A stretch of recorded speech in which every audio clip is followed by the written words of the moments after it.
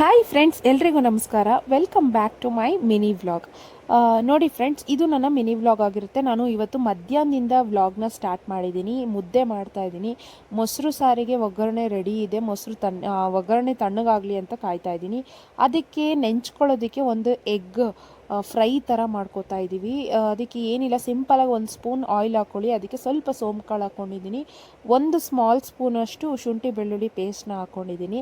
ಅದಾದಮೇಲೆ red chilli powder, ಅದಕ್ಕೆ ಸ್ವಲ್ಪ ಧನಿಯಾ ಪೌಡರು, ಒಂದು ಚಿಟಿಕೆಯಷ್ಟು ಟರ್ಮರಿಕ್ ಪೌಡರ್ ಮತ್ತು ಸಾಲ್ಟು, ಇಷ್ಟನ್ನು ರುಚಿಗೆ ತಕ್ಕಷ್ಟು ಹಾಕ್ಕೊಂಡು ನೀಟಾಗಿ ಹಸಿ ವಾಸನೆ ಹೋಗಂಗೆ ಫ್ರೈ ಮಾಡ್ಕೋಬೇಕು. ಅದಾದಮೇಲೆ ಒಂದು ಹನಿಯಷ್ಟು, ಒಂದು 2 ಸ್ಪೂನಷ್ಟು ನೀರು ಹಾಕ್ಕೊಬೇಕು.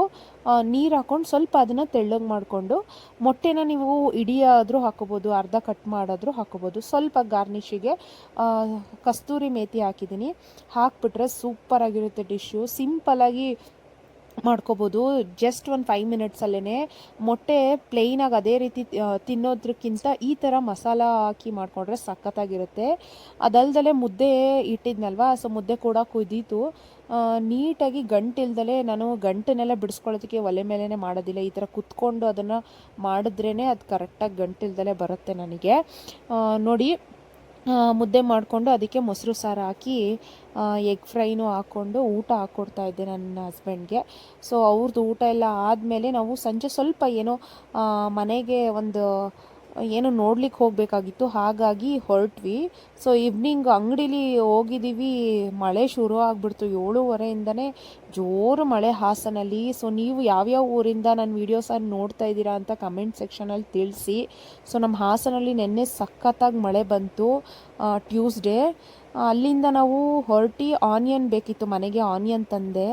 ನೋಡಿ, ನನ್ನ ಮಗಳು ಎಷ್ಟು ನೀಟಾಗಿ ಸಿಪ್ಪೆ ಎಲ್ಲ, ಎಕ್ಸ್ಟ್ರಾ ಸಿಪ್ಪೆ ಇರುತ್ತಲ್ವ, ಅದನ್ನೆಲ್ಲ ತೆಗೆದು ನೀಟಾಗಿ ಜೋಡಿಸ್ತಾ ಇದ್ದಾಳೆ ಸ್ಟ್ಯಾಂಡಲ್ಲಿ. ಅವಳಿಗೆ ಒಂದು 3.5 ಇಯರ್ಸು. ಆದರೂ ಮಕ್ಕಳಿಗೆ ಈ ವಯಸ್ಸಿಂದನೇ ಎಲ್ಲ ಕಳಿಸ್ತಾ ಹೋಗಬೇಕು ಫ್ರೆಂಡ್ಸ್. ಆಮೇಲೆ ದೊಡ್ಡವರಾದ್ಮೇಲೆ ಕೆಲಸ ಮಾಡು ಅಂದರೆ ಯಾರೂ ಮಾಡೋದಿಲ್ಲ. ಈಗಿಂದನೇ ಹೆಲ್ಪಿಂಗ್ ನೇಚರು, ಕೆಲಸ ಮಾಡೋವಂಥದ್ದು ಎಲ್ಲ ಹೇಳ್ಕೊಡ್ಬೇಕು.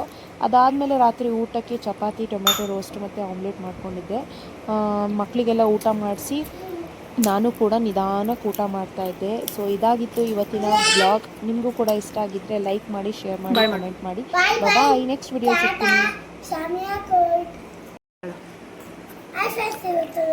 ನಾನು ಊಟ ಮಾಡ್ತಿದ್ದೆ.